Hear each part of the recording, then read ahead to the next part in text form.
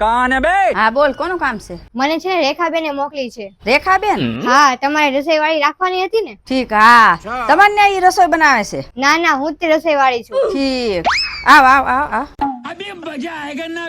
ઠીક, આ કિચન છે એમ ને?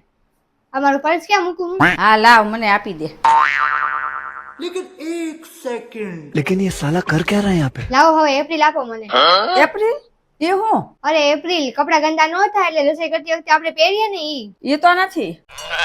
કઈ વાંધો નહીં, હેડ કેપ તો છે ને? હવે ઈ શું છે? અરે હેડ કેપ, રસોઈ બનાવતી વખતે આપણા વાળ ખાવામાં ન જાય એટલે માથે પહેરવા હાટું આવે ને ઈ ટોપી. ઈ તે નથી. જવા દ્યો.